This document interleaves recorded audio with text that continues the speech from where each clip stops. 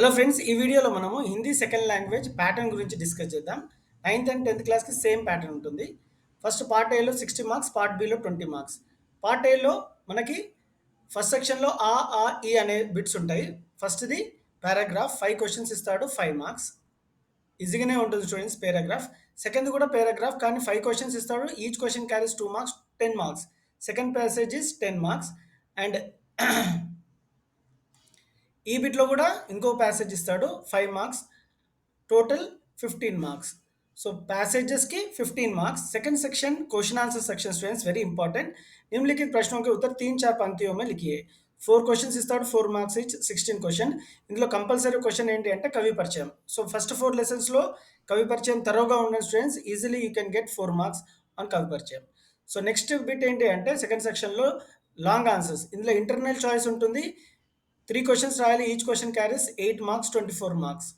So ఇందులో maximum సారాంశ అడుగుతాడు. So సెకండ్ది మాత్రం లాస్ట్ దాంట్లో థర్డ్ క్వశ్చన్లో మాత్రం డిస్కోర్సెస్. సో 3 క్వశ్చన్స్ ఉంటాయి కదా, అందులో first 2 question textual question, third question मात्र डिस्कोर्सेस. पाठशाला गणित दिवस के विषय पर मित्र को वार्तालाप कीजिए और छोटी कविता लिखिए और लेटर రైటింగ్ ఏదన్నా అడగొచ్చు. So this is the part A. Part below 20 marks ఉంటాయి, టోటల్ 80 మార్క్స్. सेक्शन 1 में 3 पैराग्राफ्स ఉంటాయి. फर्स्ट पैराग्राफ చూద్దాం. निम्नलिखित गद्यांश पढ़कर दिए गए प्रश्नों के उत्तर एक या दो पंक्तियों में लिखिए. 5 मार्क्स. దీనికి ఆన్సర్ చూద్దాం. भारत कब स्वतंत्र हुआ? सन 1947 में भारत स्वतंत्र हुआ. संविधान की रचना के लिए बनी समिति के अध्यक्ष कौन थे? डॉक्टर अंबेडकर इसका अध्यक्ष है. अंबेडकर कैसे व्यक्ति है? डॉक्टर अंबेडकर मेधावी, न्यायशास्त्र के पारंगत, समाज सुधारक, सहृदय और समता ममता से पूरित मानवतावादी थे. अंबेडकर का विश्वास क्या था? अंबेडकर का विश्वास क्या था? अंबेडकर का विश्वास है कि जात पात रहित सम समाज से ही देश में सुख शांति की स्थापना हो सकती है. So this is the fourth answer. किस पाठ से लिया गया है? यह पद्यांश हम सब एक के पाठ से लिया गया है. Will see sixth question. वैज्ञानिकों की शीर्षक संस्था का नाम क्या है? भारतीय विज्ञान कांग्रेस भारतीय वैज्ञानिकों की शीर्ष संस्था है. First answer. भारतीय विज्ञान कांग्रेस की स्थापना कब हुई थी? इसका स्थापना सन 1914 में कलकत्ता में अंग्रेज वैज्ञानिकों द्वारा की गई थी. इस संस्था की स्थापना का उद्देश्य क्या है? इस संस्था की स्थापना का उद्देश्य क्या है? स्थापना का उद्देश्य भारत में विज्ञान को बढ़ावा देना है. 9th question. अब कितने वैज्ञानिक इसके सदस्य हैं? हजारों वैज्ञानिक इस संस्था के सदस्य हैं. 108वां सम्मेलन कहाँ आयोजित हुआ? 108वां भारतीय विज्ञान कांग्रेस का आयोजन नागपुर में किया गया है. अजन्मी लड़की का संबोधन किससे है? उसका संदेश है माँ से.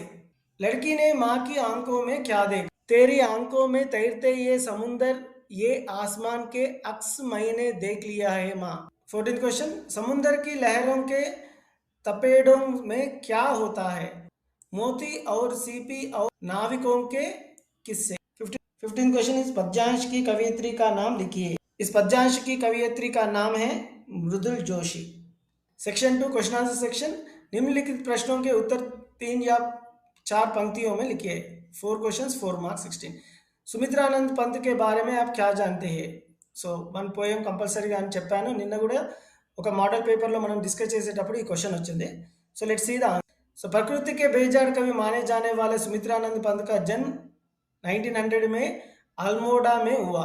साहित्य लेखन के लिए उन्हें साहित्य अकादमी से सोवियत रूस और ज्ञानपीठ पुरस्कार दिया गया है. इनकी प्रमुख रचनाएं हैं वीणा, ग्रंथि, पल्लव, गुंजन, युगांत, ग्राम्या, स्वर्ण किरण, कला और बूढ़ा चांद तथा चिदंबरा आदि. इन्हें चिदंबरा काव्य संकलन पर ज्ञानपीठ पुरस्कार से सम्मानित किया गया है. इनका निधन सन 1977 में हुआ. कवि रविदास ने स्वयं को मोर एवं चकोर क्यों माना होगा? घने बादलों को देखकर मोर खूब नाचता है, आनंद विभोर हो जाता है. इसके प्रकार रविदास भगवान रूपी बादल को देखकर खूब आनंद विभोर हो जाता है, इसलिए कवि ने अपने को मोर माना. किन अवसरों पर लोकगीत गाए जाते हैं। त्योहार और विशेष अवसरों पर ये लोकगीत गाए जाते हैं। 19 क्वेश्चन, लेखक को गोदावरी के दर्शन की अनुभूति कैसी हुई? 20th क्वेश्चन, दिनकर ने मजदूरों के समाज का महत्वपूर्ण अंग माना है, कविता के आधार पर स्पष्ट की। कवि कहता है कि मेहनत और बुझबली ही मानव समाज के एकमात्र आधार है। मेहनत ही सफलता की कुंजी है। मेहनत करने वाले व्यक्ति कभी नहीं हारते, वे हमेशा सफल होते हैं। सारा संसार उनका आदर करता है। उनके सम्मुख पृथ्वी और आकाश भी झुक जाते हैं। श्रमी जीवन की असली संपत्ति समझाने वाले मजदूरों को सुखों से कभी वंचित नहीं करना चाहिए।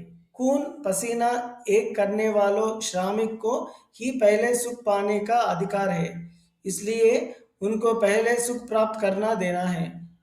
उनको कभी पीछे नहीं रहना देना है। प्रकृति में जो भी वस्तु रखी हुई है वह समस्त मानवों को संपत्ति है। हामिद कैसे स्वभाव का लड़का था, उदाहरण सहित वर्णन कीजिए। हमें 4-5 साल का दुबला पतला भोला बाला लड़का है। उसका माँ बाप चल बसे हैं। वह अपनी बूढ़ी दादी अमीना की परवरिश में रहता है। उससे कहा गया है कि उसके माँ बाप उसके लिए बहुत अच्छी चीजें लाएंगे। हमीद एकदम अच्छा और आशावान लड़का है। उसके पैरों में जूत तक नहीं है।